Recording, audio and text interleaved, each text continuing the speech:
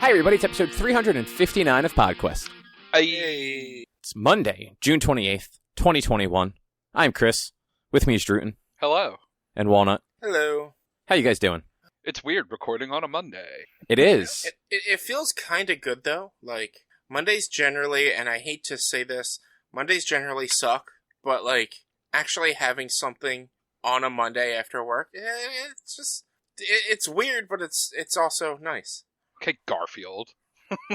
I mean, look, he's not wrong. Mondays do kind of The suck. Mondays are the fucking worst. And which is also why I said I hate to say it, but it is true. Yeah, I like Wednesday. I mean, we've recorded on all different days over the years. Like, when we originally started, we did it on, like, Saturday and Sundays because It's true.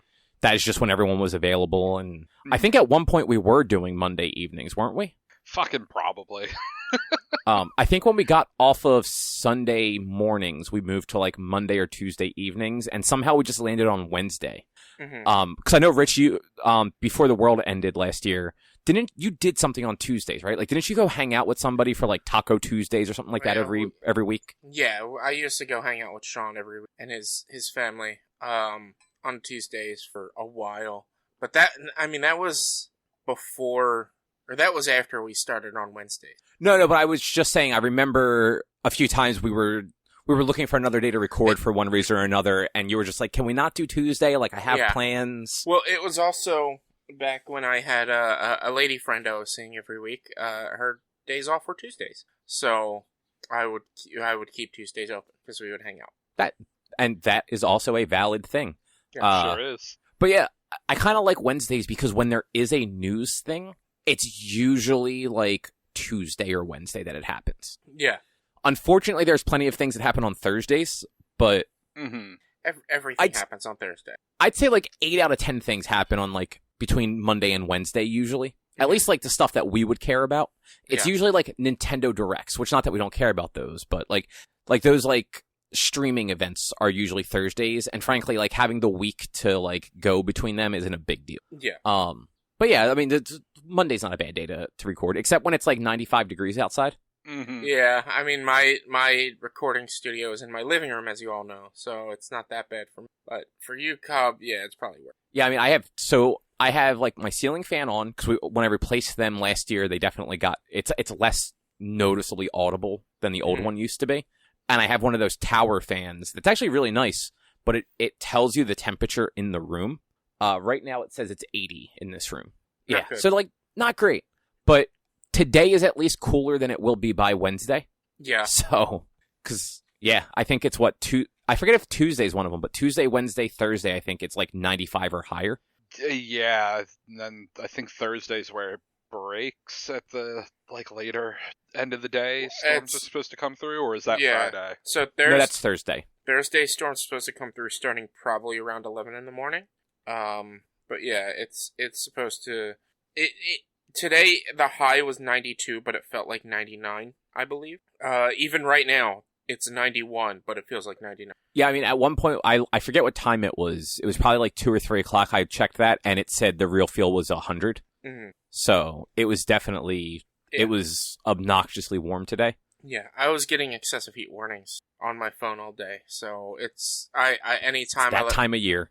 Yeah, anytime I let the dog out, like, he likes to stay outside, but when it's this hot, I'm like, I let him out and I bring him back in within, like, 3 minutes. I'm like, go. Yeah, he's a furry dog, too, so. Yeah, it's like, go run around for a bit and then come back in. Yeah, Ben seems to do worse in the heat than Kaylee does, even though Kaylee's definitely furrier, probably because he's dark and a little bit older, but he likes being out in the yard, but he will literally, like, I'll let them out to, like, use the bathroom at lunchtime, and there are some days where, like, he will just go walk along the fence and then just lay the fuck down. Mm-hmm. Like, he's like, nah, I'm good. I'm just gonna hang out here until you come and physically tell me, like, make me get up and go back inside. I don't even want to go to the bathroom. I just want to lay here in this grass for a few minutes. Yeah. Yeah. But thank you guys for switching up days, actually, this week, though. Yeah, no problem. We're probably gonna just take a ride down to the shore on Wednesday for my birthday, and just not sure what time we'll be back. So figured it easier not to try and record on Wednesday. Yeah, and you had talked about maybe recording Thursday, but honestly, with storms coming around, it's probably best we do it. Yeah, I didn't realize. I knew it was supposed to rain over the weekend. Did not realize it was supposed to start on Thursday when I sent that message. So yeah. But yeah. So Rich, what are we talking about today? Oh, we're talking about a lot of stuff. None of it seemingly news related. I got Mario Golf Super Rush.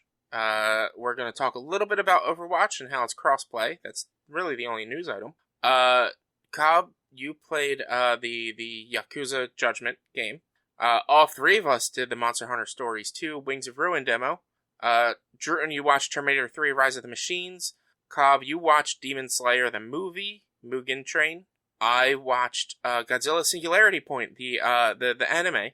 And Cobb, I guess you watched Heroes Reborn? Oh God, I just realized that Heroes Reborn is a comic. Okay. You read Heroes Reborn. Yeah, I forgot that the Heroes, what was that, like sequel series, I guess you'd call it? Yeah, was also called Heroes Reborn. Yeah. So, yeah, no, that is a comic event thing Marvel did. Oh, it's a Marvel it's not even the show Heroes. No, it's like so, to be fair, Marvel did it first. I'll talk about it later, but there was a 90s comic book event also called Heroes Reborn. Mm-hmm. So, yeah. But yeah, Marvel-related stuff. Yeah. That's pretty much what we got going on for. Yeah, but so how's Mario Golf? That game is super stupid, and I love it. I also hate it. Like, I'm playing the adventure mode, and the adventure mode focuses a lot more on their speed golf. I have not played a normal round of golf in the 10 plus hours that I've played that game. I have not played a single round of normal because I'm just doing the adventure mode. I haven't played with other people, and the adventure mode is cool and it's silly, but it's just the second area you go to, they're like, we're going to show you cross country golf, which fucking sucks. Everyone agrees. And then after that, it's all just speed golf, speed golf, speed golf. And you finally get to, I'm in maybe the fourth area. It is the fourth area, probably the second to last map. And they're like, oh, we don't do any of that cross country or speed golf here. But because of the rain, we're going to have qualifiers. It's going to be speed golf. Huh. And I'm like, I just want to play a normal round of golf. That's all I want. But it's not bad. It's the speed golf is fun at least. But it's still I lost my qualifier by 2 seconds because it was speed golf. And so what it is you add 30 seconds for every stroke you take, plus the amount of time it takes for you to get from where you hit the ball to where your ball landed, and how long it takes for you to get all the way to the end of the hole. So say you're doing a hole and it takes you 50 seconds to run all the way down with every stroke, but it takes 3 strokes, that's adding 90 seconds to your 50 seconds.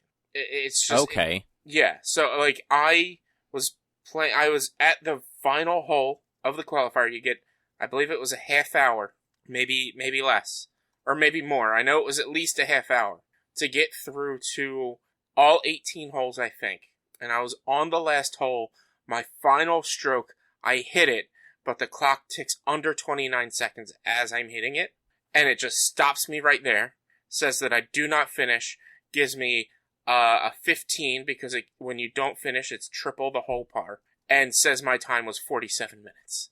And I'm like, well, my time would have only been 2 seconds above. I know I still would have lost, but come on now. That sucks.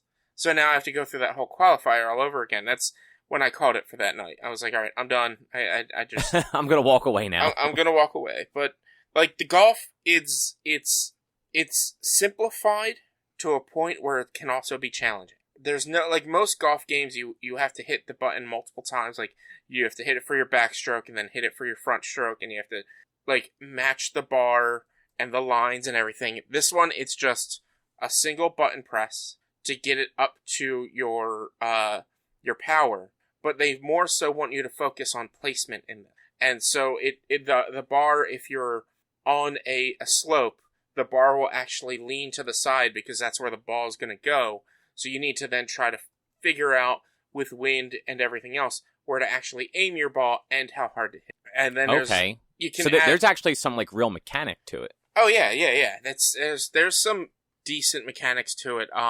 if you're trying to add like loft and drag and spin to the ball, you can like have your ball go to the left or go to the right if you have a high enough spin stat.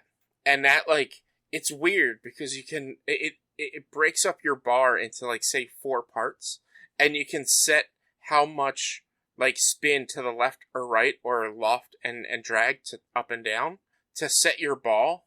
So like at the very end of its flight, you can set it all the way to the left and it'll just curve drastically once it reaches the ground. Or like you can have it progressively curve as you're shooting it. It is very technical, and it's a portion of the game that I'm not like really all that used to. I'm trying to use it, but the amount of time that you have to set that spin is just it's not a lot of time. So I tend to either have just 1 point in it, or all 3 points in all 4 spots. So it just pretty much circles my ball around me. Okay. Yeah, it is a very technical, really good golf game, and like I don't really use my super abilities all that often. I didn't get them till halfway through the 3rd area. And it's just it's fun. They're go ahead. So you're playing the story mode, right? Yes. Have you tried like multiplayer or anything yet? Not yet. I have not been able to get together with anybody to play multiplayer. I do know a bunch of people who have just been playing the golf mode, and like when you're playing story mode, you will unlock maps. When you're playing the normal golf mode, you also unlock the same maps. So you're not forced to play one mode or the other. You can play either mode. That's good. And that's actually rare for any company also. Yeah. Like not locking things behind, oh, yeah, the only way to unlock this is to play story mode. Like, what game are we talking about that you had to do that in? It was actually a Nintendo game. But, Rich, I remember you saying in particular, like, that, because my argument was it's not fun to play by yourself, and you said that you play... Oh, Mario Party. Mario Party, yeah. Sorry, but, like, didn't you say that with Mario Party? Like, you had to play the game single player to unlock all of the different boards in one of the older ones? I don't know if you have to, but I did. But it wasn't the boards, it was the character. To unlock all the characters, because in like the older GameCube ones, to unlock all the characters, you needed to get through each map, and when you did it, like the next map you would get to, you would have to play, like one of the players, or one of the computer characters would be the new character that you would unlock, and you have to beat that character or something. I can't 100% remember. That was like... Oh, okay. That was back in like GameCube era, though. Like, yeah, no, that was just that we had just talked about that, but like plenty of games, and like not just Nintendo games, like games in general lock stuff like that away behind different modes. So it's cool that like you can kind of get to it from any mode. Nintendo's actually really good at making it so that you can unlock things in multiple paths. Like Smash Bros, you can unlock your characters, all the 50, 60, 70 characters in the base game. You can everybody. Yeah, everybody. You can unlock them either by playing their story mode or by playing the game you normally would back when the game originally came out, and X amount of maps here and challenge missions there unlock certain characters. Wasn't there another game semi recently, like in the last, like, say 5 years, that actually did a very bad job about this? Like that like had a bunch of stuff locked behind like different modes that people just didn't want to play? Is that ringing a bell for either of you? You saying it makes me remember hearing something like that, but I cannot for the life of me remember what game. And like, I don't think it was a Nintendo game. Like, I think it was like some random, like, it might have been something on a Nintendo platform, but it was definitely like a multi-platform game. Multi-platform, or just like a third-party developer, like a Capcom or a Ubisoft or some shit like that. I don't know. I don't often play games that have unlockable characters. Which is, I mean, that's fair. And I mean, nowadays it's a lot of pay to play stuff too. Like you either have to earn in-game currency or pay real money. Like that's how like Overwatch and Apex and stuff do it. Like, it's not a problem. It's just it's how they make money on these games. Yeah, I mean, the only thing I can think of is Battlefront, and how it was just fucked up to be like you have to play for 1 million hours to get. It might have been Battlefront now to get like that. Vader or whatever without. That might be what I'm thinking of. Yeah, I remember people just being like, "This isn't even fun to do, and now we have to do it to get the thing we want to do." Yeah. I think that might have been Battlefront. But that's good to hear that at least like the golf game seems to have fixed the issues that they had with the tennis game, because like the tennis game just wasn't even fun to play. Yeah, I played the demo of the tennis game, and I didn't really get far into it, so I have no comment. I've been wanting to like get it. It's been on sale quite a bit, but it's not worth it. Yeah, I mean, I only played the demo for it too. I tried to play a lot of it because like I wanted to like that game, and it was just not like they put weapon degradation into a tennis game. Yeah, where like your racket could break mid game, and it's like no one wants to play a fucking Mario game that your racket breaks in the middle of it. Yeah, and it actually wasn't a demo. It was a free weekend. You could play as far, you could get as far as you could in that weekend. Just play it to your heart's content and get as far as you wanted in that weekend, and then after that, it was locked behind. You had to pay for it. Yeah, and the netcode on that game was abysmal. Like the playing that game online was so bad that like the delay between like you doing something and it actually happening. It was like being on like an old like DSL line just all the time. Yeah. I haven't heard that about this one though. It seems like they actually like I haven't heard a lot about the multiplayer on this, but I haven't heard anyone bitching about the multiplayer either. Yeah, it's golf multiplayer, so like if you're playing a normal round of golf, even that delay wouldn't be that big of a deal because you'd get used to it. True, that's true, and you're not like head to head. It's not like you're not making changes based on what your opponent does. Yeah, like if you're playing the speed golf, that might be a little bit different, but not as much. But yeah, they did really good with this one, and the music is great. It's just a super fun game. It looks very Mario, so like it looks good. And like I suggest to anyone who wants to play a sports game and has a Switch, get Mario Golf Super Rush. So how, as far as the story mode goes, is it actually like a quote unquote story, or is it just like the single player game? It's just the single player game. It's you because you play as your Mii and you move. You start off in the first course as a rookie with the like no medals. And you work your way up to get the most medals, to be one of the champs, to be able to play alongside of Mario and Bowser and everyone. Okay. So, yeah. So I don't know that I want to play one of those games as a Mii. Honestly, the Mii voice is the worst part. The Mii, and it's like, I don't know if on the Switch, I don't remember if maybe it's using the voice that I set up on my Mii. And I just don't remember setting up that voice on my Mii, but the voice for the Mii is so fucking annoying. Because it's like, it's so high-pitched and weird, and I'm just like, this is bad. This is bad. And like, anytime you're talking to something, they make a noise, and like, your Mii will respond maybe 50% of the time. And it's just like, it's annoying. Yeah, I mean, let's be honest. The Miis are just bad in general. Mm-hmm. Like, they are a thing that Nintendo really should drop, and for whatever reason, they still try to, like, ham-fist them into games. But, like, at least it gives, like, it's an option. Like, it would just be cool if that single-player story mode had, like, an option where you could also just play as Mario. I mean, yes and no, just because, like, Mario is a world-class golfer in this story. Like, the game opens up with Mario winning a tournament as a world-class golfer. It's not like everyone's working their way up. It's you're working your way up to play against him. So, like, they could use other characters. Like, you play alongside a Toadette, I believe. Yeah, Toadette, a Boo, and the football guy, the charging Chuck. Yeah, you like those. Like, you start alongside those three. They're like your friends, and then like you play matches with them quite often. And so like they could have used like a Goomba or something. I don't know. I'm sure they have Goombas playing. Maybe have a stacking Goomba play golf or something like that. I don't know. But yeah, like, look, there are a million variations of Mario. Yeah. Everyone can be a Mario. It's okay. Yeah. Or just have you be Luigi, because Luigi gets, like, he's probably just on the same level as Mario, but no one respects him.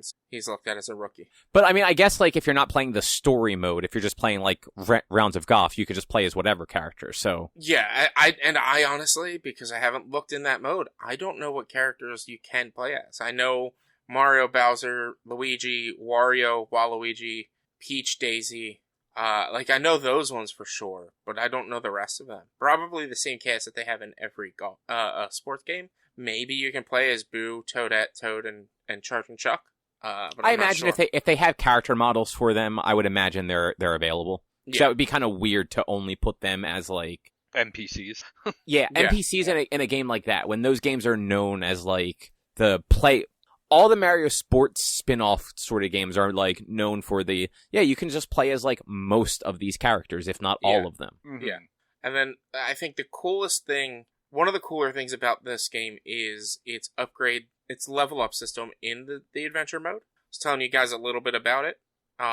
As you level up, every like X amount of levels, one of your stats will decrease. So you can't just spend the whole time boosting you can spend the whole time boosting your drive power if you want, but then you lose control on the ball, you lose the ability to spin the ball, you lose speed for speed golf, you run slower. So is it like you'll get a point, like you'll put a point into power, but then like you'll lose a point in speed? No, it's like, say you go from level 39 to 40, at level 40, speed drops no matter what.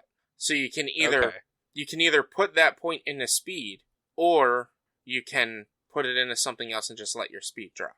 Oh, okay, so it's just there's just a set every level something is going to drop, and you have to kind of like pick your skill points to like your play style. Yeah, so like I focused a lot on like I try to keep everything above 5, even speed. So if speed goes down to 4, I'll go and I'll boost that level, and like you don't boost it. So, like, say speed is going to drop at level 40, and it's going to go from 5 to 4. If you boost it, you're boosting it from 5 to 6. You're not boosting it 4 to 5.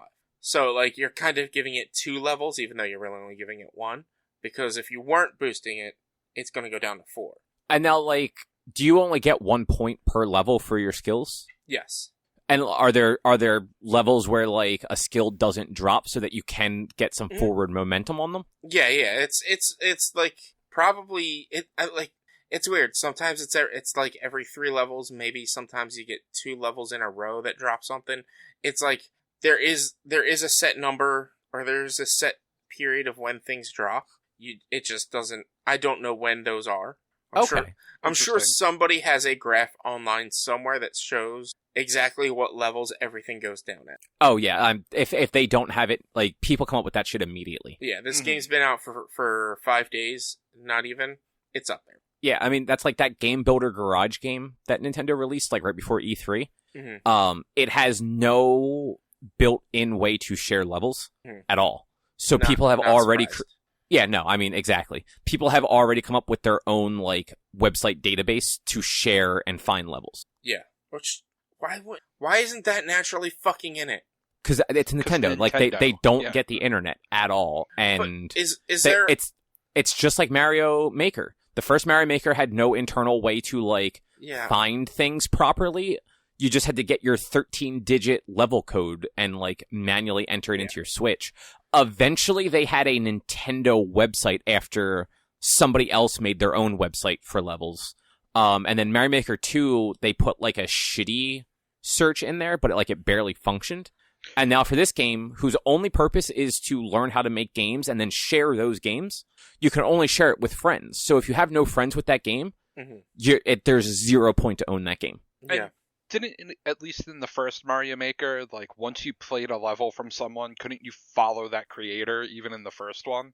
You could follow the creator, yeah, but you had to find a level from that creator and actually want to... But then in Game Builder, you can find a game from a creator that you like. You can't follow them to see what they're then making after. Like, you have to randomly find them again, or find another thing they posted somewhere. Like, I wanted to get that for my niece. I feel like she would love it. I feel like she would love learning how games are made, as well as just playing games people made. But, like, if it's next to impossible to see games without having to go online, like, it's not next to impossible. It is literally entirely impossible. There is no in-game way to actually play other people's levels. Like, you would have to get the game and be friends with her, and she could play your levels, but that's it, you know?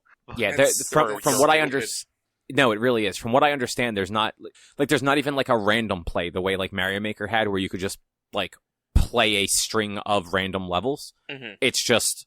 either you get a code from somebody, or that's it. You can only play like the built-in games that are there to teach you how to make games. Yeah. But fucking someone made Super Hot in that game. Like, oh yeah, no, people are making cool stuff because people are super intuitive with that stuff. Mm-hmm. But also, like, that's really stupid that there's not like a better way to do that. Yeah. I mean, I've seen when there's games like mechanics in games where you can make your own thing.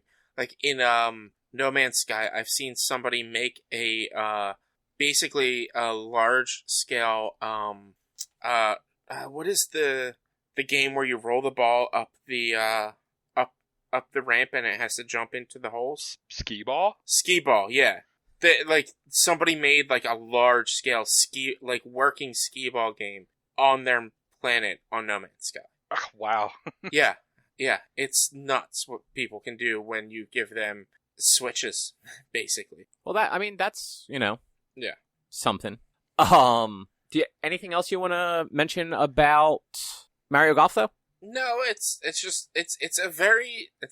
nice, wholesome, fun game. Definitely check it out if you're interested in sports games or the Mario sports games in particular. Like there's been I'm not big on sports games, but I love Mario sports. And it's just check it out if you have a chance. It's definitely worth full price. If you can get it and buy it now, get it and buy it now. I want people to buy this game so that it pushes Nintendo into doing more of these Mario sports games and hopefully realizing how bad tennis was and keeping on the course of how good golf was. I want to see another Mario Soccer. That's all I want. Yeah, I feel like people really liked Mario Soccer. Mario Soccer Strikers was so good. And we haven't gotten a soccer game since that, and that was GameCube. There was one on the Wii as well. Was there? Yeah. Or was Strikers on the Wii? No, I think Super Striker is the Wii version. Okay. But that goes to show you, I think they fucked some things up in the Wii version that people did not like. Actually, I think Super Strikers was just, essentially a port of Strikers. Just, slightly updated. And so it wasn't anything special. Sorry. Was it Wii or Wii? Oh, no, it was... So, Mario Strikers Charged. It was on the Wii. Okay. Came out in 2007. God, that was still over a decade ago. Jesus. 14 years since we've seen a Mario Soccer game. But it's been just as long since we've seen a Mario Golf game.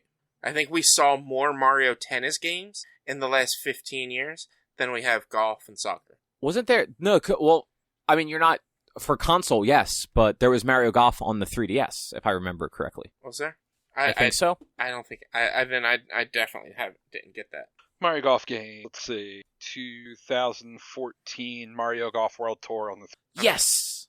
But I know things about things I never played. But again... It was 10 years before that, which was a GBA game, which Mario Golf advanced. There's a GameCube Mario Golf. Yes. That's Toadstool Tour, isn't it? Yes. That came out before the GBA game? Or after before 2003. Wow. Well, I didn't realize the GBA was that active. 2005 is when the DS came out, so GBA games kind of phased out around that point. But that's the Metroid Fusion that we talked about a couple weeks ago was in a 2002 game. Yeah. And I think Zero Mission was a year or two after that. Plus you had Pokemon Ruby, Sapphire, and Emerald were 03 to 05 ish, and the Fire Red Leaf Green is what I was trying to get out there. I was hoping you were going to finish that with Fire Leaf Red Green. No, that's definitely what my brain was trying to do. Okay. But yeah, I mean, it even shows it's been 7 years since a Mario Golf game. It takes. Yeah, no, it has been a while. That was yeah. I do not dissuade that. So yeah, it's Mario Golf Super Rush. It's super fun. I'm tempted to get it, but we'll see. Dude, get it. Come on, we can play a round of golf. I might. We can play more than just a round of golf. We can play a couple rounds. Like I said, control scheme, it's not super difficult, but it's also very technical. You can play as basic as you want, or you can play as technical. I've only done the adventure mode, and you can only run around with 7 clubs without lowering your speed. Whereas in the normal golf, you've got 14 clubs. I think that's hilarious. You only have so many clubs where you lower your speed. Well, yeah. Haven't they ever heard of a golf cart? I mean, Oh, they have trolleys now. Like, you can put your club on a pool cart. Like, there's no reason that having 14 clubs should slow you down if you have your clubs on a pool. So how many clubs are in like a normal set? I think it's like 13 or 14. Okay, I think it's. I wasn't sure. I think it's 13 plus a putter. I don't like people don't normally because you have to have a putter generally, unless you're what's his name in Tin Cup where he plays the whole hole with there's a whole game with a 7-iron. Yeah, it's like 9 Is that irons, not a normal thing you do? What's that, Cup? I said, do you not just play with a 7-iron the whole time? No, that's a bad idea. You're gonna have a bad time if you're just using a 7-iron. I mean, it's golf. I'm gonna have a bad time either way. Yeah. Even the most professional amateurs, yes, professional amateurs, and people who are the most experienced golfers have a shitty time with it. Sounds about right. But Drew, how's Overwatch been? It's fucking Overwatch. Like, I hadn't played that game in a while. There were like 2 or 3 characters that have been added that I've never played. And I'm pretty sure since the last time I played, they started a role queue system. So they had definitely changed to like the default play mode, the default quick play and the competitive being 2 tanks, 2 damage dealers, and 2 healers. But I don't think the last time I had played, you had to pick which things before the match. And, like, you know, you would get dropped in, and then you can only pick from one group of characters. So that was... but that game's still good. Yeah, I think I played forever ago, and it would give you a list of who's been picked, who's not been picked, and if, like you said, like if 2 tanks and 2 damage dealers were chosen, it would only allow you to pick from whoever's left of healers. It also varied depending on if it was ranked there was a or while unranked. where you could just play 6 tanks or whatever. Mm-hmm. Yeah. Like, unranked, I feel, was definitely more loose. Ranked might have always had... I don't know if there was ever really... It was set in stone. You had to be something, but... Drew, can you hang on one second? Rich, are you losing Drew in and out also? Multiple of things were already picked. And he's on a major delay as well. Okay, I was just making sure that wasn't just me. Drew, I think your internet might be acting up again. Yeah, it seemed like it. Yeah, you were dipping in and out, and there was like a really bad delay. Like, I said something, you responded to something Richie said like 10 seconds prior, and then responded to me. Freezing right now. Yeah, you're gone. Yep. Nope. It's way going in and out. I'm gonna restart my internet. Be right back. Okay. Well, you know what? I'm going to talk about Judgment while we're waiting for Drew, so we're not just like sitting here twiddling our thumbs. Yeah, so we'll get back to Overwatch after we talk about Yakuza Judgment. So it's not Yakuza Judgment; it's just called Judgment. Well, I just letting people know what Judgment is. Yeah, so it's a spin-off of the Yakuza series. It is not like directly tied to them in any way that I've seen so far. Like, there are no crossover characters or anything. Mm-hmm. So this game, early on, especially, it was basically Phoenix Wright meets Yakuza. So you play a disgraced attorney. Sorry, I lost track of thought there. You're like kind of like a hotshot lawyer when the game opens up, and you had just gotten a dude off on murder. Like he was accused of murder. He was on trial. You got him off. Like he did not get charged with murder. Mm-hmm. And that just is not common in Japan. Japan is usually for lack of a better term, it's a guilty until proven innocent sort of thing, is the way like violent crime tends to go there. Yeah. So the guy got set free and then basically immediately left and killed his girlfriend. Mm-hmm. Or like supposedly killed the girlfriend. I feel like that's going to become like a story point later on. But like that happened and you basically become like disgraced because, you know, you said this guy wasn't a killer and then he killed somebody. Yeah, it's your fault he was able to kill somebody. Yeah, so then it picks up like 2 or 3 years later. I forget the exact time gap. And you're now just like a private detective. Mm-hmm. And you've got ties to the Yakuza also. So like you're not a Yakuza. It doesn't seem like you ever were a Yakuza. But like a patriarch of one of the families, like, I guess like took care of you, raised you, something like that, and actually paid for your way through law school. Yeah. So like, you know, like you've kind like your dude knows how to handle himself is basically what that means. and you get hired early on by your old law firm to help prove that the lieutenant or one of the lieutenants for the Yakuza family that like didn't murder a dude. And it just kind of like goes from there, like investigating things, finding evidence, talking to people, trying to find a solid alibi for this guy, things like that. It's got the same Yakuza combat as like 1 through 6 did, which is the beat 'em up, where it's, light attack, heavy attack, grapple. You have 2 different fighting stances, a like sort of like a faster one that is meant for fighting groups of guys, and a more like what looks like it's more power based that's meant for just like one-on-one fights. Mm-hmm. The environment's kind of interactive to an extent. Certain objects you can pick up and use them as weapons, like bicycles, like random signs, poles, and bats that the guys may drop. There's this, I haven't seen this in any of the other games, but I haven't played all of the Yakuza games. You have this mortal wounds bit where if you're attacked with like a sword or something like that, it obviously does a lot of damage, but it can also cause permanent damage. Okay. Where like your health bar will get like cut at a certain point and you can't heal past that. Like ever, or like until like you get it is in D&D terms a long rest or something. No, so it will not heal on its own in any way. It is an incredibly expensive thing to heal. So you either have to use like a med kit, which there, like any game, there are different levels of them. They are not your normal HP restoring things because they recover this stuff too. So they are like tens of thousands of yen to buy them. Okay. Or there is a doctor that you can go find. After you have to, there's a few side quests you have to do before you can unlock him. But he's basically a disgraced doctor that lives in the sewers and helps homeless people. And when you help him help a homeless guy, he basically says like, "Hey, if you ever need like a checkup, just come by, let me know. I can sell you med kits. I can fix you up if you're ever injured." And he charges 20,000 yen to like fully heal you, including your mortal wounds as they were. Okay. And hey, Drew got back. I wonder if he sounded all right. I don't know. Yes, I can hear you guys fine now. So yeah, no, you sound better now. You didn't have to stop your Audacity or anything? No, the Audacity was going. I mean, okay, cool.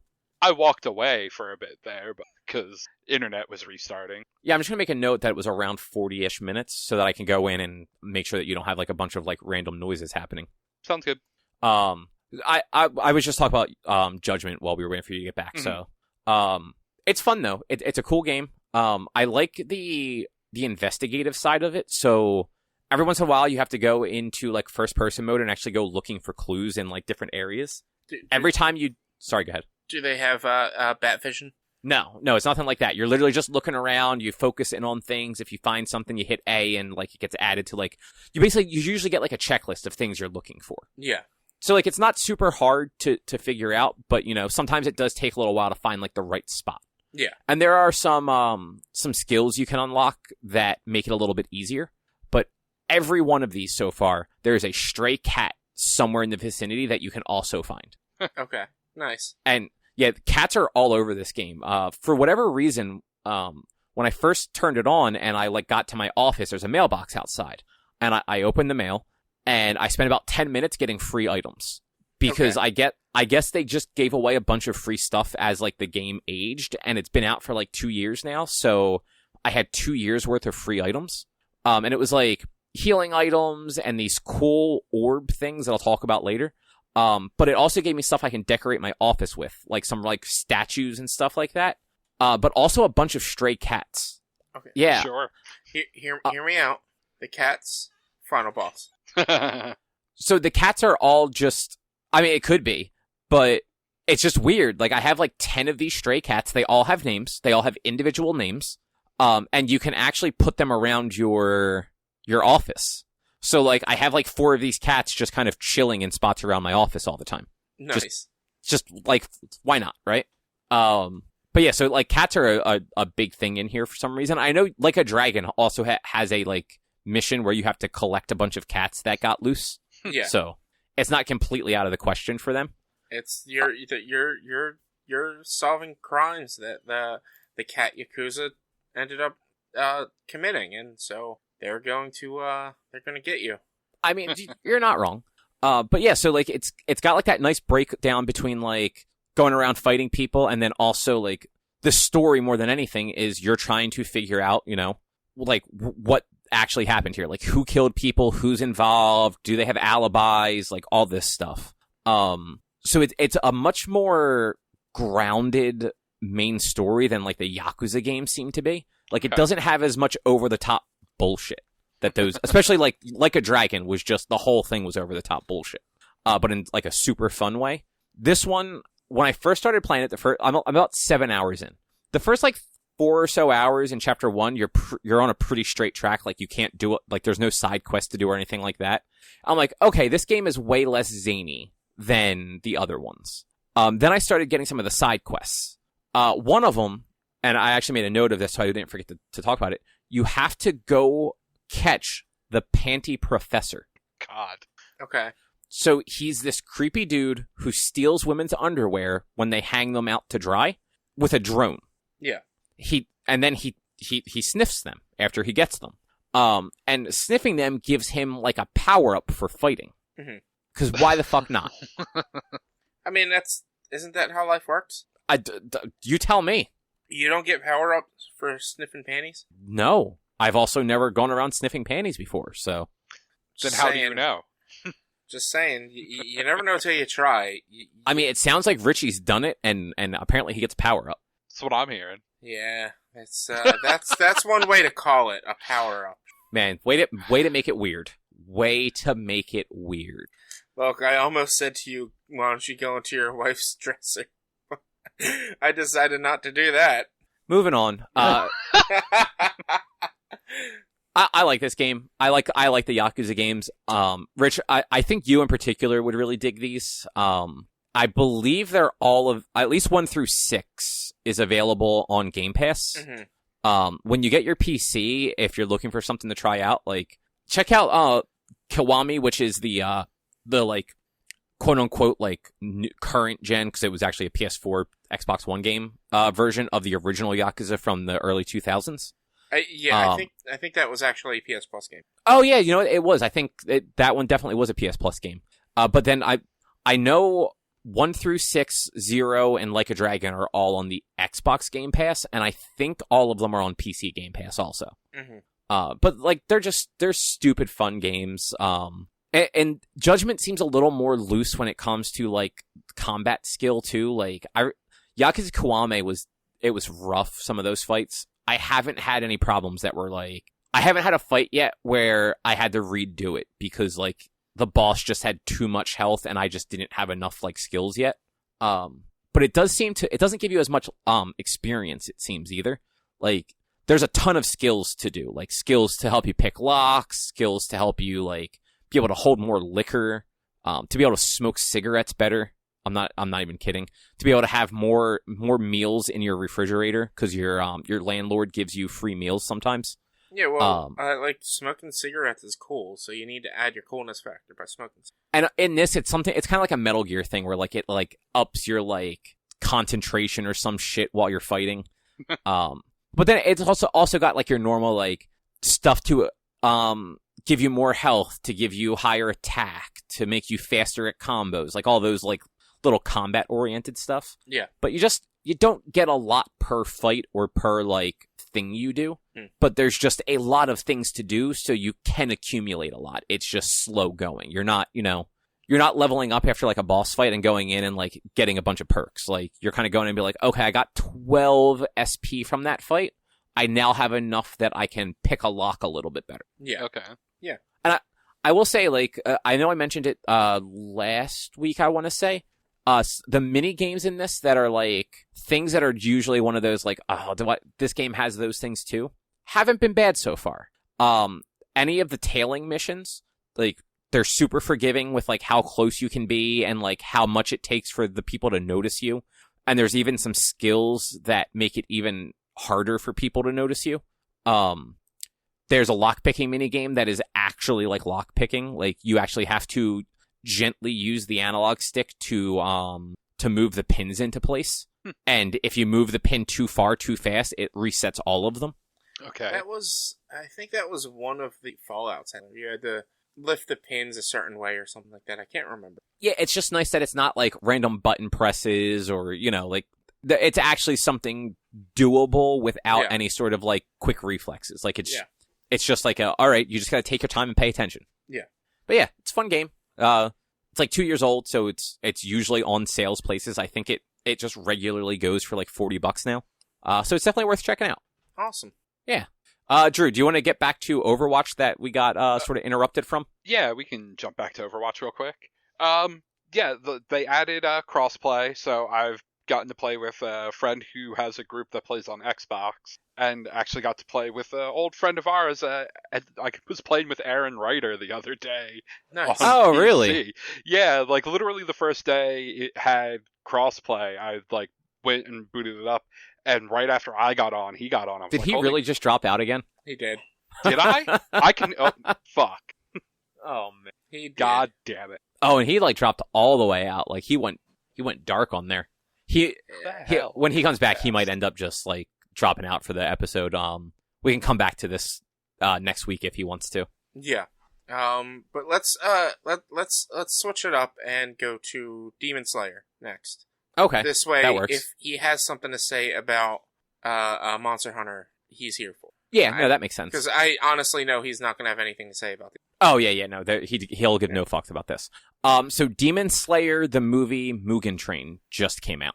Mm-hmm. Well, it just became available for streaming on Funimation, I should say. It was in theaters in the US, I think, back in April. Yeah. And it made all sorts of records. Oh, Drew's Fuck back. Comcast. Yeah. Like, literally, as soon as you started talking about Overwatch, you dropped entirely again. And there I went again, I think. And there he goes again. I think he's dropped again. Yeah. God damn. Hey, there he is again. I again. have to go unplug my router. I mean, it might just be Comcast being Comcast, too. This is true. Like, I did reset the router through their app earlier. But yeah, fun. Fucking Comcast. Yeah. Yeah. Yeah, Overwatch is still Overwatch. It's still 6v6. The player drop isn't happening until Overwatch 2 happens. Okay. So, what, they're dropping it to 4 players? 5. 5, oh. Yeah, I mean, I guess that makes a little bit more, like, I don't know. I haven't really played Overwatch, but, like, kind of balance Yep, with 5 so that you don't have 2 friggin' healers. You don't need 2 healers. You only need 1. They'll probably drop a tank, honestly. Yeah, I mean, I guess I could see that, too. They should make it to where you could have whatever makeup you want. So if you decide to have 2 tanks, 2 damage dealers, and a healer, that's fine. Or if you decide to have 1 tank, 2 healers, or, I don't know, 3 damage dealers, like, they should just let you have whatever makeup. Yeah, I don't... Maybe they will when they switch to the 5. Who knows? They haven't said. Yeah. Because, like, if you could have 3 damage dealers, a healer, and a tank, that'd be a beast of it. Yeah, and before they did this roll queue, I'm pretty sure you could have done whatever. You could have done 6 damage dealers. Mm-hmm. Like, you ain't gonna heal, but you might just murder all of them before it even matters. Oh, he might have just dropped again. Yeah. Yep. Drew, if you can hear us, like, you dropped. I can. I'm gonna go reset my router. You move on. Okay. So back to Demon Slayer. Yay, internet, right? Yeah. Yeah, so Demon Slayer, the movie came out on Funimation this past week. It broke all sorts of box office records in Japan and in the US. It's a good anime movie. It actually bridges the gap between season 1 and season 2 that hasn't come out yet. Yeah. So it's actually canon. It's not like most shonen anime movies that are just side things that have nothing to do with anything. Pretty much every anime movie ever. Like, yeah, like the Battle of the Gods and Resurrection F are technically canon because they made them part of the anime. But like the Brawly DB Super movie, it's only sort of canon. Like it's not, but it is. It's like anime canon, if that makes sense. Yeah. But yeah, this literally picks up where the season ended. The season ended with Tanjiro and his crew getting on this train to try and help figure out why people keep dying on it. Yeah. And that's what the movie is basically on this train the whole time. The early parts of it are actually a little boring. Like nothing really happens. There's some like weird like dream stuff in there that like does expand on the characters a little bit, but for like it's a 2-hour movie too. So like it just felt like it drug that like the middle bit down a little. Yeah. And they introduced one of the Hashira, which they're basically like the equivalent of like a captain in Bleach. Like they are the top of the Demon Slayer Corps. They introduced the Flame Hashira as more than just like a guy that was in the group of all the other Hashira. And like he was super cool and powerful, but like for most of the movie he was like asleep. Yeah. But like his fight at the end of the movie was fucking cool. 'Cause like this show has really cool dynamic like art style when it comes to like the fights, because everybody has different sword techniques that are usually elemental. So they get these really cool like either water or flame or electricity or something like that, like things that kind of come off of their swords as they're doing their attacks. It's hard to describe like vocally, but it's a very cool thing to see. They have a lot of particle effects, basically. Not even that. Like you'd have to see it to really understand it. Yeah, that is an anime that is on my list of things to watch. Is Demon Slayer? It is on Netflix, I believe it's on. And I've been wanting to get around to watching it, but just other things keep coming up, and with like going hardcore on streaming, like I have to set hard stops on streaming, otherwise I'm just going to keep playing and then not do anything else. Which is fair. Yeah, honestly, I think you would actually like the show a whole bunch too. Yeah. But yeah, so and I don't know. I don't know if it's on Netflix or not. I know it's on Funimation. I think it's on Hulu. Hulu might only have the sub, which I know doesn't bother you. Yeah. But yeah, so the nice thing about this show is Tanjiro, like the main character, he is not like a prodigy the way like shonen heroes usually are. Like he doesn't suddenly unlock like a new power every time there's like a villain. Mm-hmm. And generally he is not the one to usually defeat like a big villain. In a lot of cases, he'll hold his own and sort of like he won't die, but somebody else that is more skilled than him is usually the one that come through and like actually save the day. Yeah. So like in this movie, they're fighting a very powerful demon that like Tanjiro was able to break out of his like hypnosis spell, basically because he's just got a lot of fucking like fortitude. Mm-hmm. Like he was willing to kill himself in his dreams to wake up from the spell, which like even the demon said like that takes a level of guts that like most people just don't have. And like he just keeps doing it. Like the guy just keeps putting him under the spell and he just keeps killing himself in his dreams. Like doesn't even stop to think about it, just slits his own throat every time. Mm-hmm. But like he manages to take out that guy, but then like the real bad guy shows up and just wrecks everybody. And that's when like the Flame Hashira has to step up and you find out like what the power difference actually is between them. Yeah. And it's like, it's staggering, but it's cool to not see the anime hero actually be the hero every time. And like, he rarely is. Yeah. Like, he takes out like the no-name demons pretty easily, but even then, like, he's been doing this for like a year. Like, he's not super skilled. Yeah. And like, the guys with him also aren't super skilled. They're all relatively new at it. They've got like their own quirks and things that they're good at though. It's like a different kind of anime archetype, which is not something you see often. Yeah, exactly. It is on Netflix. All of season 1 is on Netflix. Oh, nice. And yeah, that's all that's out right now other than the movie. Yeah. But yeah, it wasn't the best anime movie, but it was nice to see something that actually continued the story. It might have just been because it was a little long. Like I said, it was a 2-hour movie and like not a lot happened in the early parts of it. So like, you know, that can drag things down, but all of the action in it was just superb, and mostly because like it's got such a amazing visual style. Yeah. But yeah, and I'm actually super excited to see what happens in season 2 now, just because of the way this ended. Yeah, I think I might try to watch it over the course of this weekend or the next couple weeks. I mean, it's only 24 episodes, so it's not like it's a hard watch at 20 minutes a piece, give or take. Yeah, it's just, and it's like, doing one episode a day wouldn't be a big deal. Wouldn't be bad. I've been focusing a lot on shitty TV, like Kitchen Nightmares. That like, which honestly I fucking love that show. So it's not even that shitty. But like I've been watching a lot of that. A bunch of Kitchen Nightmares on YouTube where it's uncensored. Oh, the British Kitchen Nightmares is so much better than the American because like it's not even that like their restaurants are failing because they're like dirty. Their restaurants are failing because they're just shitty people, and it just makes you feel better. That's kind of funny. Yeah. But yeah, so So have you not been watching like My Hero or anything either? Oh, I've been watching My Hero. I get my weekly My Hero. That's like the most anime I get is usually just My Hero every week. But then then I watched Singular Point this week. Okay.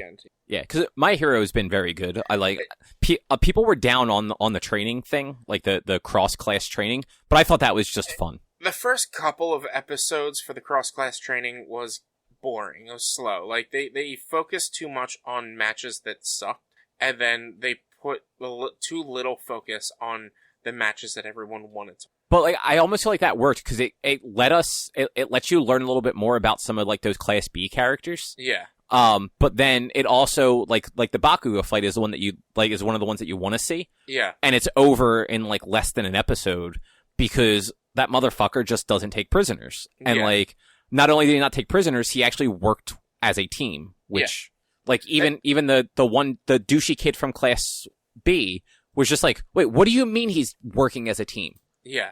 Like, that's not how he plays. Like, we would have had a completely different strategy if that was the case. And it really shows, like, the character progression of Bakugo throughout this series, or this season, because before he accepted going with, Shoto, he was trying to rejoin, Best Jeanist's, team.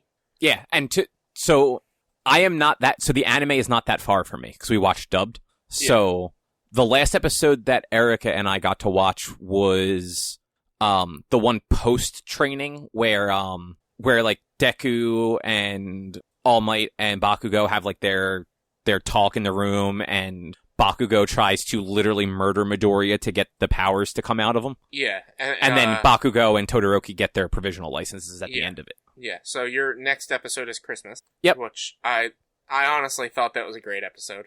Yeah, it's Christmas, and then they go join Endeavor for work studies. Yeah, so you're like 2 weeks behind it. Yeah, it's 2 episodes. Because that is one of the few shows that like it's 2 weeks behind, but it's a steady 2 weeks. Like every week a new English episode comes out, and it stays those 2 weeks behind. Yeah. But like I read through all the manga, like I'm still up to date on that, and the shit that's going to happen after.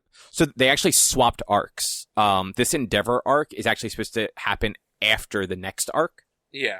So they're going from the training to Endeavor to the next arc, which actually, it doesn't actually like mess up the flow or anything. But if this is like the 2 or 3 episode arc that you normally get at like the end of a season, the rest of this season is probably going to be wild. Yeah. And then this is season 5, I think, right? So season 6 is just going to be 24 episodes of insanity. Yeah. I'm excited to see where they go from here.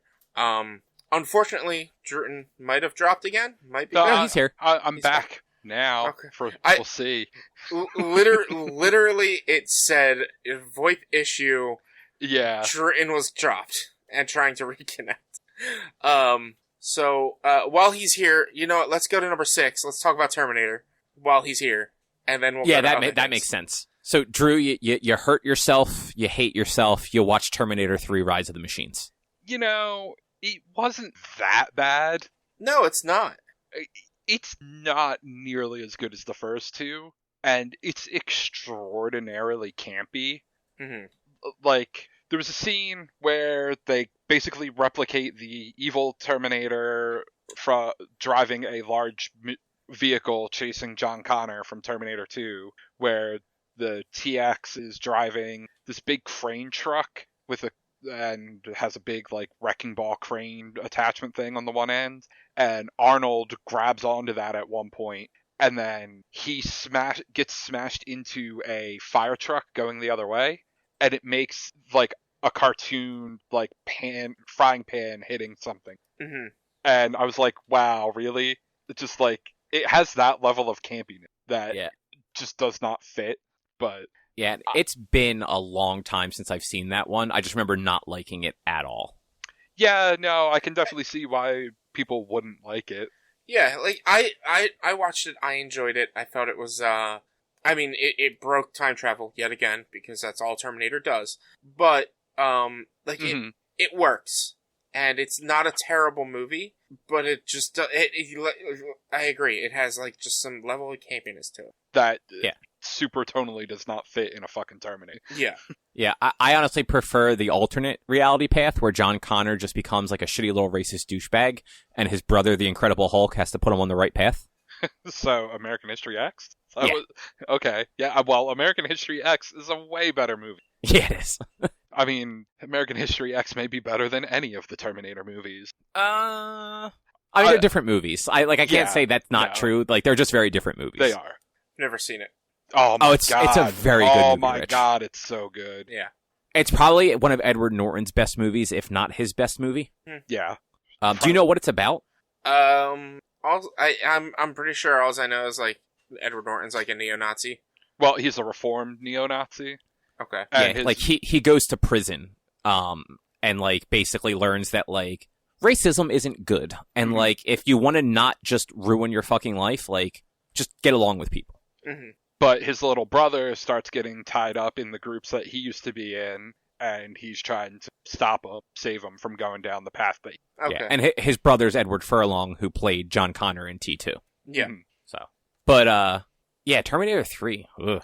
Mm-hmm. Yeah, I mean, I don't know that I would go on it. I can understand why, but it's not that bad. But it's the fucking don't watch it if you don't have to. It's not that bad, but just don't watch it. It's not the next movie in the Terminator. No, Salvation isn't. I like Salvation more than 3. Okay. Genesis is the one that can go fuck itself. It's not Genesis. Like if I had to rank them, like just like those 3, it would be Salvation, 3, Genesis. Yeah. Gotcha. Like the only thing Genesis had going for it is like it had a good cast. Okay. But like that cast was not given good material to work with. Mm-hmm. And honestly, at this point, I can't remember who the fuck John Connor was in that movie. He was somebody. But like I know Amelia Clark played fucking shit. In Genesis? Yeah, Linda Hamilton's character. I can't think of her name. Sarah Connor. Sarah Connor, thank you. And like Arnold was in that one, and Matt Smith was a character. Like it had decent actors. It was just a bad movie. Jason Clarke is John Connor in the movie. Okay, I am getting the casting confused because Anton Yelchin was John Connor in Salvation, so that's what I was thinking of. No, in Genesis, there shouldn't be a John Connor in Genesis. Oh right, yeah, no, not John Connor, Kyle Reese. Yeah, Kyle Reese was Jai Courtney. But John Connor is also in Genesis. That movie starts in the future. There is a John Connor in the future. And you said it's Jason Clarke? Yes. Because Google says Jason Clarke plays the T-3000. Well, way to fucking spoil that whole movie, Rich. Sorry. I'm just saying. Spoilers, everybody. John Connor's a fucking Terminator in Genesis. How old is that movie? Like 3 years old, 4 years old. Probably longer. I think 2016. 2015. I was close. It's 6 years old, so that's fine. That's fine. Look, I was like, wait, it makes no sense. And Google straight up says he's the T-3000. It doesn't say / John Connor. It's just straight up. Wait, so who was Kyle Reese in that movie? Jai Courtney. That's the other name. Okay. Mm-hmm. He was Bruce Willis in that movie too. Yeah. Jai Courtney, I believe, if I remember correctly, was Bruce Willis's son in the shittiest of the Die Hards. Yes. The one where I think they catch radiation in a trash can? Sure. Or something. Oh, they do something really stupid in that movie. I think I know that one. I think I might have seen that one. I don't know. It's A Good Day to Die Hard. It is not the one with the I got a Dell, I'm a Mac guy, Justin Long. It's not the Justin Long movie where Bruce Willis takes out a helicopter with a car. It's the one after that nobody liked. Yeah. Yeah. But Drew, I know I asked you this on chat, but do you think you'll go and you'll watch Salvation and Genesis? Like maybe not by next week because we're going to do Dark Fate next week, but in general? Definitely not by next week. I don't know. Salvation I'm torn on because I just blanked on the actor's fucking name. Christian Bale? Christian Bale. I really like Christian Bale, but otherwise I don't know that there's any reason to watch that movie. I kind of like that one. It's not great. It's got a lot of problems, but it's one of the only movies that is just entirely in the apocalyptic future. Okay. So, like, it's not a time travel movie anymore. It is the story of them trying to send Kyle Reese back in time, basically. Mm-hmm. Yeah. He tries to find Kyle Reese first. Like, he's not even friends with Kyle Reese at the beginning of it. It takes, like, the whole movie for him to become friends with him. Yeah, it's one of those, like, John knows that Kyle's the one that has to go back, so he is trying to find Kyle to, like, fulfill the prophecy, essentially. Gotcha. Because I don't know for sure that John knows that Kyle is his dad. I don't think he does. Because that's weird. That's just weird. It's like, all right, yeah, you have to go back in time to meet my mom to make me. Yeah. So that we can keep pushing Doomsday back until eventually I still become Batman and we get here. Yeah. I mean, it's exactly what it is. Yeah. Look, it is easier to tie random movies together than actually remember what happens in all of them. But yeah, Rise of the Machines is the one where they go raid Sarah Connor's tomb and like her casket is just full of weapons, right? Yeah. Okay. Yeah, that happens. Yeah, and there's this scene of Arnold just walking through the cemetery with the casket on his shoulder, like shooting people and shit. Yeah. Mm-hmm. Yeah.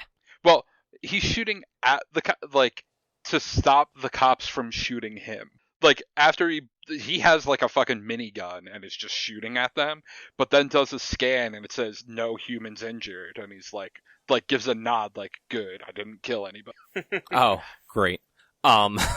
Those fucking movies. Yeah, because I remember that scene. Because Arnold is very good at, like, carrying things on his shoulder, basically. Uh-huh. Yeah. Like, that is still one of my favorite scenes from Commando. Him just walking through the fucking woods, carrying an entire fucking tree on his shoulder like it's no big deal. Yeah. Yeah. But do you guys want to talk about Monster Hunter? Sure. Yeah, let's get into it. That is the only time Drew will ever say sure to do you want to talk about Monster Hunter. They released the demo on Friday for Monster Hunter Stories 2, Wings of Ruin. I've only played about hour and a half. I haven't played as much as I wanted to of it prior to recording, but I mean it's a solid game. Like I don't really know much about the story besides the fact that there's Rathalos that doesn't have wings. And that's it. But like I didn't know that this had the same sort of loot mechanic as other Monster Hunter games. I didn't know that either, and I played an hour and a half of it as well. Yeah. Well, I mean, when going into it, I thought it was just going to be a game in the Monster Hunter universe where you don't actually have to worry about what parts you get from monsters. But it does seem to be that, and I haven't fought anything huge besides just the Velocidrome and Kuliakus. So, like, I don't know what fights are going to be like with bigger monsters, but, like, you don't really need to focus on breaking parts because just do better in the fight and you're going to get better rewards. Yeah, because it ranks you after every fight. Yeah, and I like that. Like, the more you do and the more points you get, the higher the rank. So, you can just go straight in and just attack the entire time. Or you can, like, focus on, like, the rock, paper, scissor aspect of the game, which I also think is really cool. I don't think I've not ever, but I don't think I've played a game with that sort of, like, battle system in at least a long time. Yeah, I don't know that I can think of a game where you actually have, like, in the, like, each round you basically are, like, throwing rock, paper, scissors. Yeah. And it's like, it's a cool system, so it's, there's technical speed and power attacks. And you choose what you're going to use against the enemy. If the enemy is attacking you and you're attacking the enemy, you go to a head-to-head, and it's basically a rock-paper-scissor game where if you pick speed and they picked power, you're getting the attack in first, and you're dealing more damage, and you're just getting the attack. So if you win, the enemy does not do any damage to you. No, you still take damage. Yeah, I've taken damage. No, I have. I haven't taken any damage doing that. You still take damage. Like, it was like, I would do like 40, and only take 4 instead of doing 20 and taking. Like, I was getting damage. I was getting damage when we tied, like if we both did power, but I didn't notice any damage when I was actually winning. Yeah, it's very minimal. Yeah, it's like you take less damage, but you still take damage because the enemy still attacks you. Mm-hmm. So it's not like you're completely negating the attack. The enemy still has that attack option and still does hit you. Otherwise, that would make the game a little too easy. I mean, only a little bit, because if you don't know what they're going to attack with, because it's not like you know ahead of time unless you're familiar with the monster. I mean, as familiar as I am with the monsters, I don't know how they're going to attack until after the first time you fight them. All right. Admitted, no. Let me rewind that. Knowing knowing the monsters I were fighting, I knew like these were speed or technical type monsters. But the further into the game you get, like it's going to be harder for me to realize like which ones are speed, which ones are technical, which ones are going to be power. That you have to fight them the first time, take a couple hits from them to realize what they're going to use more often, or hope that you get a monstie partner of that monster to know what their abilities are. Yeah, I was kind of basing it on what they looked like a lot of times. Like, if they were like a big lumbering one, I figured they were going to do power mostly. Mm-hmm. Yeah, I mean, that's, for like, the intro of the game, it's mostly, that's what it's going to be. The Velociraptors, and bird-type monsters, they're going to be a lot quicker, and then, like, the beefier things are going to be a lot harder hitting, but eventually you're going to fight, like, the giant T-Rexes and the T-Grexes and things like that, like, might alternate a little bit more than just having a singular attack. Okay, that's fair. Yeah. But I did enjoy the battle system. I do wish you had more control over, like, the rest of your team. Because, like, your monster, you don't control unless you're doing a ride attack. Mm-hmm. You can command your monstie. But you can't, I couldn't find, it would not let me tell it to do, like, power, speed, or technical. I could just use a skill if I had enough stuff built up. Yeah, and I think that's part of the game, is, like, you're not going to get full control over your monstie, but you at least can tell them what skill to use. Yeah, it's just, so those, like, team attacks are really good, but I never really got them because, like, my monster, it was the raptor is what I used most of the time because the bird thing looked stupid and I didn't like it. He was always attacking with speed, and the monsters I fought generally I would lose if I hit them with speed, so I was never using speed attacks myself. Well, yeah, I was using Kuluyaku, which I'm assuming that's what you got in your first egg. I don't know if it's always the same or not. Is that the thing that looks like a dodo and a chicken had a baby? Yeah, and it would pick up the rock. Yeah. Yeah, so, like, I was alternating between the Velocidrome, which is the blue thing, and then the Kuluyaku, which is the beige one. And the Kulu uses technical and power if it has the rock out, more so than the Velocidrome, which uses speed more often. So, like, it makes that, like, the more monsters you have, the more strategy you're going to get, the more often you're going to have those team attacks. It's you just, even though you don't like the look of the Kulu, you got to use it. I don't have to do anything I don't want to. I mean, at least until you get more monsties. I used it in one random battle, didn't like it, and haven't used it again since. Yeah, but then that then takes away like the ranking system for the fight. Like, you're not using the team attacks as often, you're not using the double attacks, so you're not getting those points. So you might only be getting C or B ranks instead of A or S rank. I got all A and S ranks still. I had a good number of C's early on. You were switching too much. In the little bit I played, I only ever got A ranks. And never, like, barely ever actually got the monstie to pair up with me, except the time it literally made it. Like, just still got all A ranks. That game, the combat was boring as fuck. I enjoyed the combat. I don't know how you can say the combat was boring. You also, and I'm just going to throw this out there, you played the tutorial. That's it. Fucking was not interesting. I mean, the tutorial I did not enjoy the tutorial fight either because it forced you to do certain things. Yeah. I enjoyed the second mission where they just send you out on your own. You don't have the other girl with you.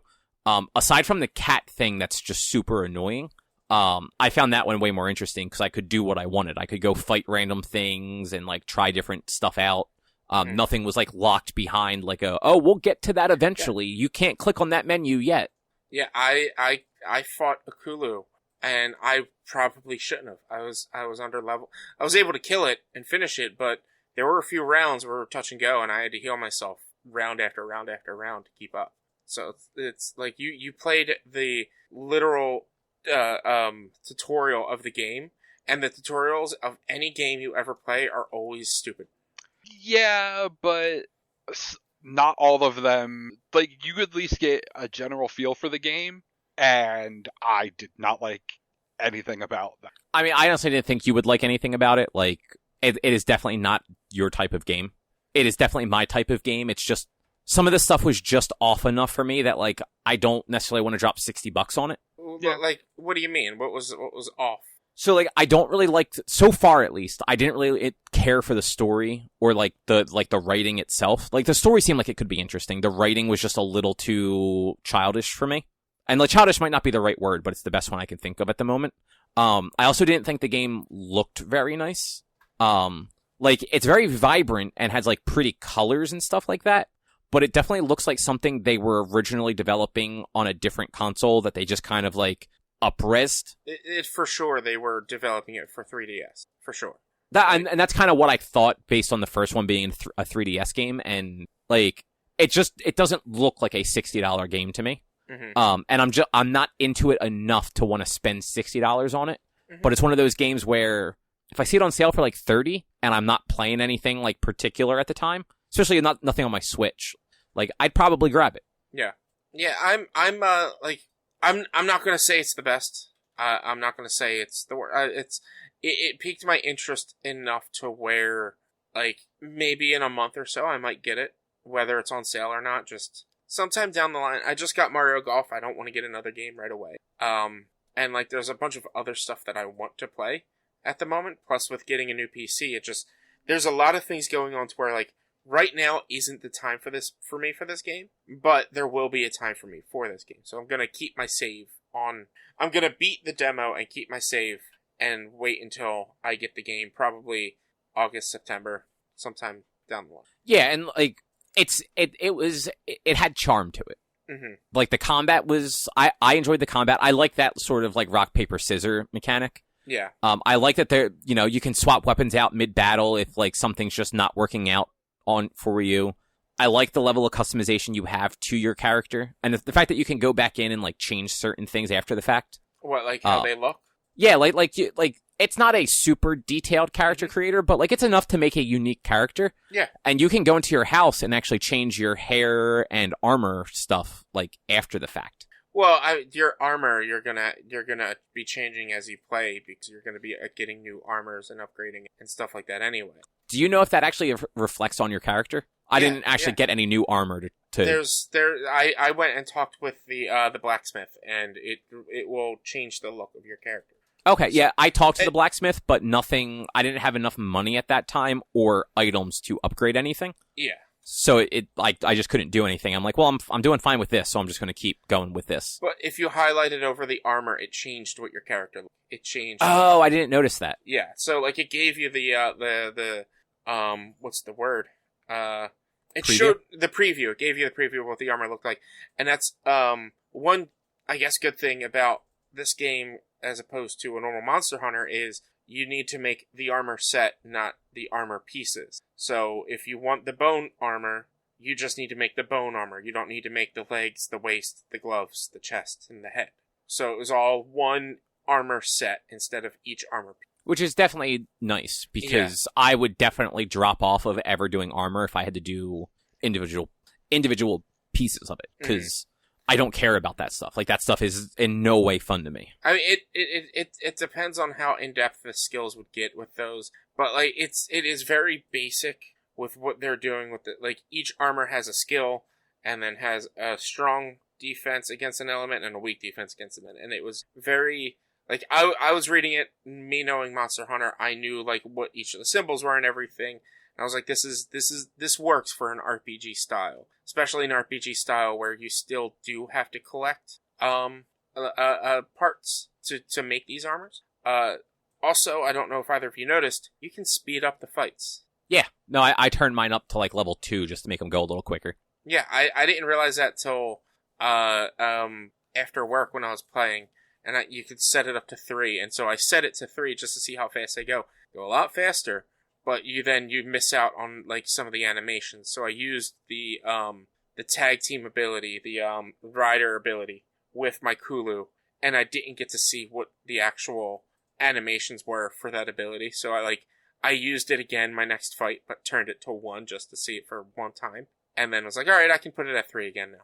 Okay. Yeah, I hadn't gone up that high. I actually didn't realize it was only up to 3 either. Yeah, it's 1, 2, and 3, but 3, it basically skips all animations, and it just shows them getting hit. Like, it's very fast. Yeah.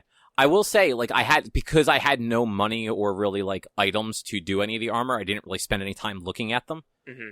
It's not like a total, like it doesn't, like, write the game off, but I'm a little more reserved on the idea of having to, like, manage armor and stuff that, like, based on, like, statuses, rather than just, like, this armor has better defense, I'm just going to wear the better defense. Well, I mean, it's also going to have better defense, but it also, some armor, because it's armor made from the monster, if the monster was weak to fire but strong to dragon, it's going to be an armor that's weak to fire but strong to dragon. No, I get that. I don't want a game where I have to, like, make an armor to go fight a thing. Like, hopefully that's not the case. I mean, you won't have to play that way. If you, like, if you make, it's not going to be that much of a positive and negative. It's not, you're losing defense against dragon status. Your defense is the weakest for dragon status at 4 instead of 16. Okay. Like, yeah. At least that's what it looks like. In Monster Hunter, your defense against elements does drop into the negative, and it deals more damage if you have that. But it doesn't look like it does that with this, since there are no mixing of sets. So it would be a little ridiculous for them to force you to have a negative in a status. It's more going to be about upgrading and getting the skills that you want. Like one of them was like called Lucky Dancer or something, and I can't remember what it did, but it was like, this is a neat skill. This will be neat to have. I didn't have the parts or the money probably to have it. Yeah. I'm not big on, like, micromanaging, like, gear. Mm-hmm. Like, honestly, I prefer games that have the auto equip, where it's just going to equip the things that are better than what you have if you have things that are better. Yeah. Because, like, I don't want to go through and read a bunch of descriptions to see which one is going to give me, like, +1 to something. Yeah. Yeah, that's, I don't know, to me that's a big part of games when they have armor sets. I don't play a lot of games better. Like that. Yeah. Like, I'm not, like, I don't like the, like, loot, like, I don't like loot grinds, basically. Mm-hmm. Other, like, Diablo-esque games are, like, the only ones that really ever, like, got me, and those are pretty easy of just, like, this thing is all green, I'm gonna put this on. Mm-hmm. Cause, like, even in Diablo 3, I never messed with, like, the, I forget what they're even called now. Like, I never put, like, stones and stuff into things, really. Oh, I mean, Diablo 3 had one of the best fucking mechanics ever, because, like, instead of you finding gear to make your build, you made your build around the gear it would be like, oh, well, this weapon is going to increase this ability a whole bunch, and you could just swap out the ability and go, okay, I'm using this ability. That's true. But, yeah, I don't know. Monster Hunter Story seems like it could be alright. It definitely seems like a 3DS game, but that's fine. Like, that means it'll be okay to play through in handheld.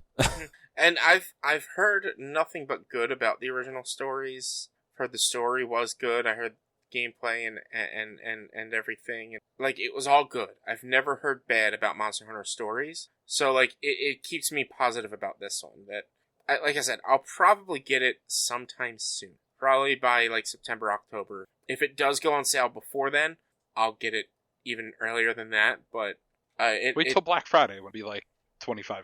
I honestly don't think it will be on Black Friday. I think the thing that will be cheaper on Black Friday will be Resident Evil. And if unfortunately, if it comes between Resident Evil and Monster Hunter, I'll probably get Resident Evil first. And actually, like, I don't know this, since Stories is a Nintendo platform exclusive, like, it might not go cheap that anytime soon.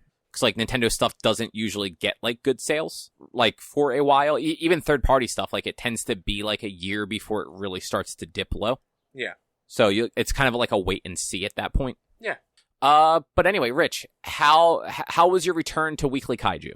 You would fucking hate it, because Godzilla doesn't show up for 6 episodes. Then why the fuck is it called Godzilla? Because it's about Godzilla. Not for the first... How many episodes is it? It's 12 or 13. I think it's 13. So half of the fucking series doesn't have the monster that it's named after. Yeah. But it's about Godzilla. Like, it's what I always try to tell you. It is about Godzilla. Just because Godzilla's not in it doesn't mean it's not a Godzilla. It is about Godzilla. Like, the first episode, one of the main characters is looking at, like, a piece of artwork from ancient times explaining Godzilla and these bird creatures and things like that. And, like, it's all about, like, the lead up for the first, like, 6 episodes or so is about Godzilla coming to land. And, like the prophecy of Godzilla. But it's so much more than just, like, it's not giant monsters fighting. It's them trying to deal with Godzilla. Jet Jaguar plays a prominent role in this, but he looks so much different than the original Jet Jaguar. He's actually a robot and not just a man in a suit, which he was supposed to be a robot in the movie, but obviously 70s really do that. The animation looks really good. It does, and the monsters look really cool. The story overall is interesting. There's a lot of dialogue, and at first I was like, I kind of wish I watched this in subbed. But after about, like, the 3rd episode, I was glad I watched it dubbed, because there is... You could space out a little bit and not be lost. Yeah, there's a lot of... There were scenes where it's just 2 characters talking to each other via text. So it had the text running, but it had the characters, like, talking over what the text was saying. But it would just be for, like, a minute and a half, 2 minutes, just a picture of the character's phone, with the text running and the characters talking back and forth to each other. Because they're both scientists and they're trying to science the fuck out of it. That's how scientists work, so... Yeah. But it wasn't bad. I'm not going to say it was great, but it wasn't bad. I was looking forward to it, and it kind of met my expectation. And it is leading into a 2nd season. And, like, I don't know, it was a different take on Godzilla. It was, like, a different take on just kaiju in general. And it was, like, it's hard to really explain what's going on in this movie, in this series. It's not a movie, a full series. Like, Godzilla, when he comes to land, he looks different than the end of the series, when, like, he's actually defeated. And it's just, I don't know, it's good. But I know it's not just a giant monster fighting things the entire time, and there's story behind it and stuff. You're gonna hate it. Yeah, no, that seems accurate. And Godzilla, like I said, Godzilla doesn't really show up until, like, the 6th episode, halfway through. And I'm just like, yeah, Cobb's gonna hate this. I can't even say Cobb should check it out. But it is kind of super anime, and it has some really interesting, like, plot points that, like, it's confusing at first, but eventually, like, by the end of it, you get it all and understand why they did things the way they did. And it's just, like, I don't know, it's just weird, man. It has to deal with, like, pseudo time travel, but no one actually travels through time, but Data can travel through time. Well, that's not how time works. So they were trying to basically a catastrophe is going to happen at some point in the near future of the show. By the end of the season, it's the time that the catastrophe is supposed to happen that destroys the entire universe, not just Earth, the entire universe. And so one of the AI that one of the lead characters has jumps into a computer and is like, I don't have enough time to figure out this formula that I need to figure out. But what if I go back in time? What if I bring the data back in time and keep moving away from present? Maybe I'll have enough time. And so, like, the present still keeps moving forward towards the future, and this character keeps moving towards the past, but still is talking to them in real time in the present/future. And it's just so weird. And I'm like, what the fuck is going on? But it's also, like, it was good. So you liked it. It was just a lot of talking. There's a lot of dialogue. And a lot of it is very, like, fake science. Because, like, the 2 lead characters are scientists. And so, like, it's just...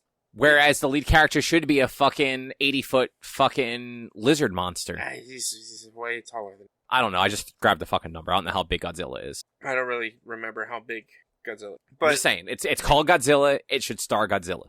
It's not... It is about Godzilla, even though Godzilla is not in it for the entire time. And even when Godzilla is in it, like, he is the antagonist. He is the villain. They're working to stop him from destroying the planet. So, and destroying the universe, essentially. So, like, it's about stopping him. Kaiju movies are just not for me, is what I've come to understand. No, not at all. But this was good. Like I said, it met my expectations of not being the greatest thing ever, but also being like weird but cool, and the stinger and teaser that they had at the end of the final episode leading into season 2, I'm intrigued, but also like, man, they did this in the 2000s.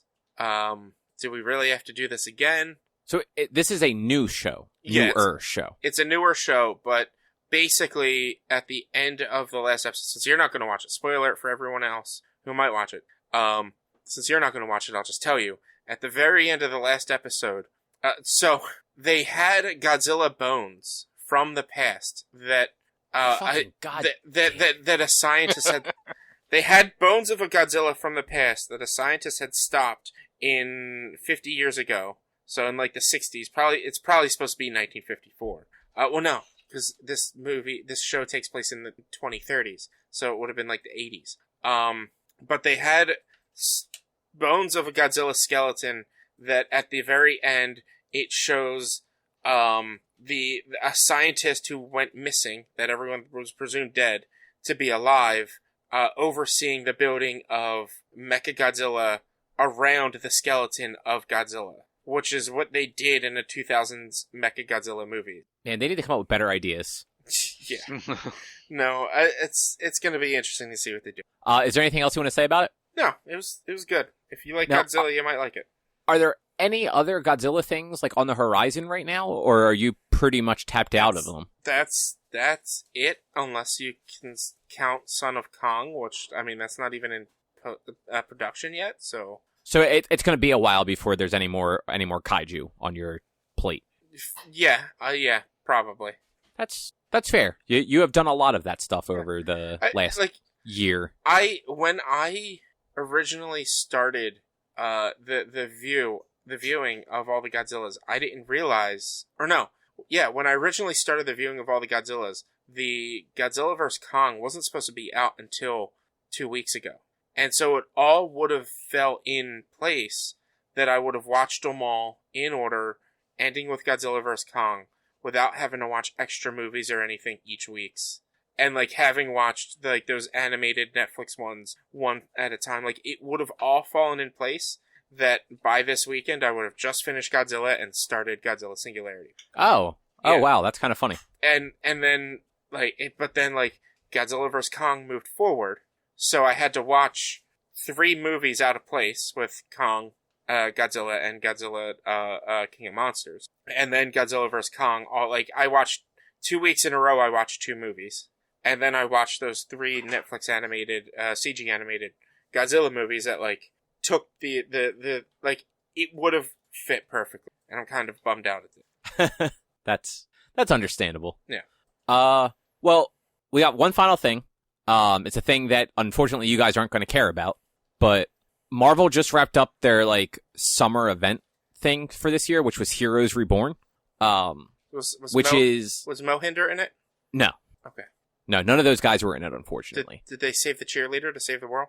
No, I don't think so. Damn it. Okay. So, quick little history lesson for you guys. Heroes Reborn was a thing they did in the 90s that had a way cooler concept, but a more flawed execution.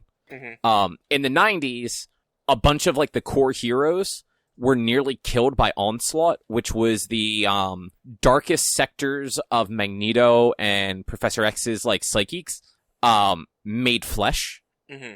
I'm going to send you guys a picture of what Onslaught looks like, because he is the 90th. He is the most 90s thing you would ever see. All right. Let's see. Image. They just don't get any more 90s than this motherfucker. Where'd my Facebook go? There it is. There you go. Fucking Onslaught. He looks like a fucking Power Rangers villain.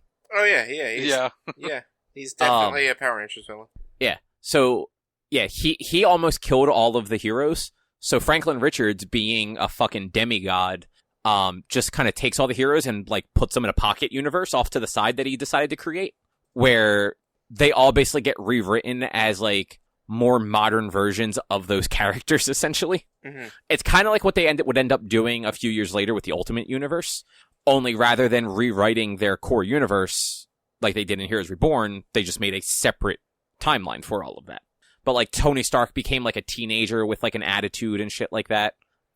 It wasn't super well regarded. And eventually it ran for like a year, and then they undid it, and everything went back to normal, and they made Franklin promise to never use that universe again and shit like that, because he was like 6 at the time. But so fast forward to 2021, they decided to do Heroes Reborn again, but they put a different spin on it.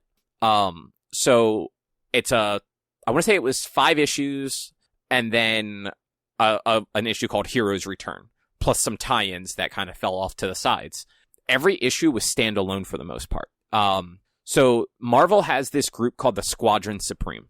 They are the Justice League of the Marvel Universe, essentially. Each of the heroes in Squadron Supreme are like a version of a DC hero. So there's a Superman, a Wonder Woman, a Batman, a Flash, and a Green Lantern, essentially. That they're all slightly more dickish than those characters, but like they're like Power Princess is the Wonder Woman analogy, I guess you'd call it. And like she sucks. Like she's all about war and death and killing people. Like that's just what she wants to do.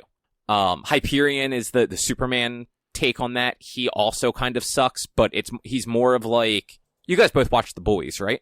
I have not, but I know for the most part. Right. So like he's kind of what would happen if Homelander and Superman had a child. Oh, like geez. He's not as homicidal and insane as Homelander, but he kind of like takes all of Superman's good qualities and just like cranks them up to 11. Gotcha. And like stuff like that. But so the way that this book did it is they were the superheroes of the Marvel Universe. The Avengers never happened. Like Cap was never found on ice because the Avengers never happened. Thor never became worthy of his hammer again.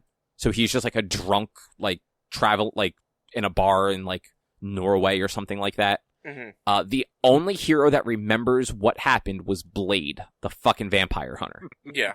And so each issue of Heroes Reborn focuses on a different member of the Squadron Supreme and sort of basically like to give you an idea of them. Okay. And then each of them also had some sort of tie-in issue that gave a little bit more about their history. I think Hyperion actually had like 2.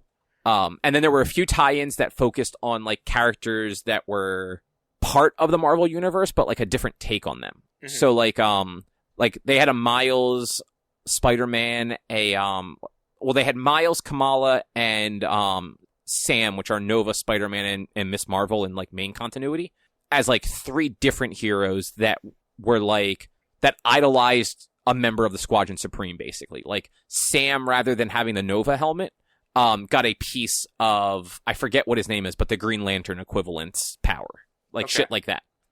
So like they were just putting cool spins on it, and because everything was self-contained, you didn't have to read a billion books to like follow what was going on. Yeah. And each of the main books, it just had a little backup story in each one that was tying everything together of like Blade finding Cap in the ice and Thor and stuff like that. And like spoilers for Heroes Reborn if you haven't read it. The whole time though, you assume that the Phoenix is what caused this, because the arc right before this happened was the Phoenix finding a new host on Earth and making all these heroes fight each other to figure out who was worthy of her. And then it turns out that, like, no, the Phoenix is trapped in this universe, too, in its new host, who also remembers that the world got fucked. It turns out in the end that Coulson is actually the one that's responsible for it. He made a deal with Mephisto to basically rewrite the Earth so that he was, like, the guy in charge of everything. Okay. And it was actually, like, it was just a really interesting take on everything. And I loved the way that they did, like, they took classic stories and sort of like twisted them to fit like these other characters. So like Nighthawk is the Batman equivalent, but in this book they made him they gave him like some of Spider-Man's backstory. So like the Green Goblin was one of his enemies. Like Falcon was like his sidekick, but rather than Gwen having been murdered at the bridge, the Green Goblin kills Sam at the bridge. Okay.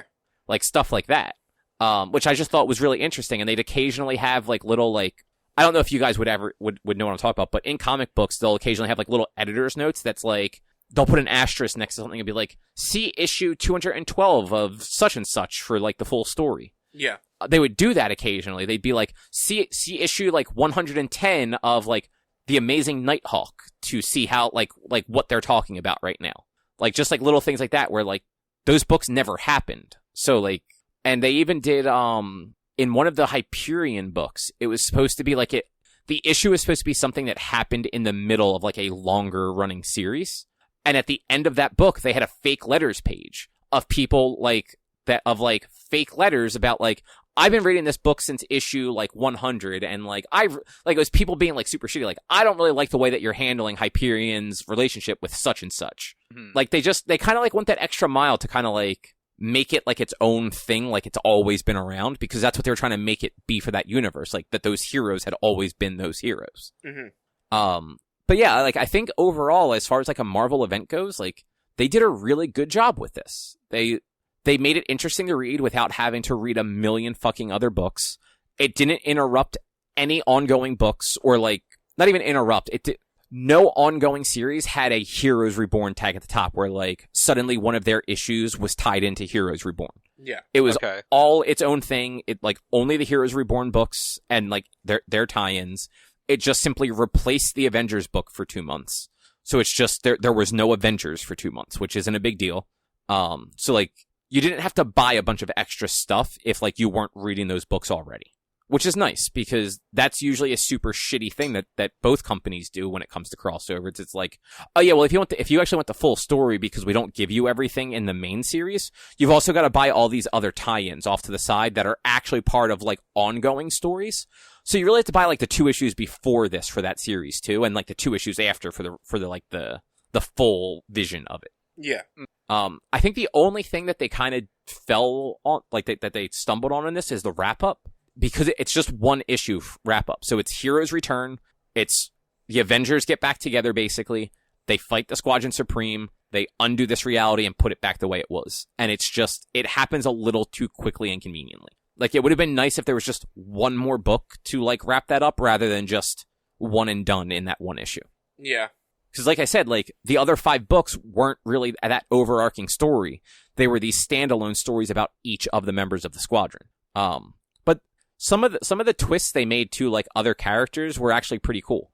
Like, just the way that they re-envisioned how different heroes would be in this world where, like, the heroes that maybe, like, inspired them just never existed.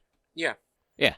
It sounds like a series that I could definitely get in like an omnibus or whatever and just be like, all right, I'll read this and I'm done and I'm good. Yeah, no, it actually really is, because they make a mention in one of like the backup stories in the 1 issue about like the Phoenix, like she thought she did it, which is exactly what I was saying. Like that's how it kind of like went into this.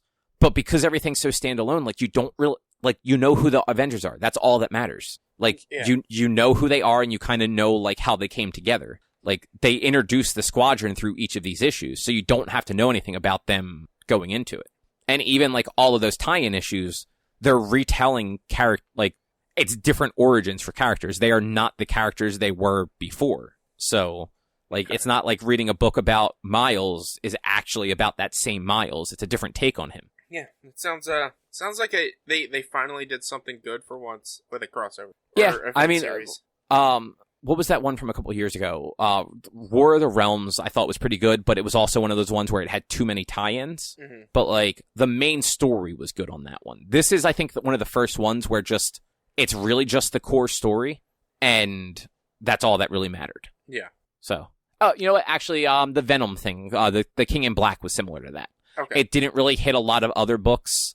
Maybe it just didn't bother me as much because most of the books it hit were the books I was reading. Like, it was a Venom-centric series, so it hit like Venom and Spider-Man and shit like that. Yeah. But that was a good one too, but it also had one of the better writers and artists working on the main series, so like, you know, it was a good book. Mm-hmm.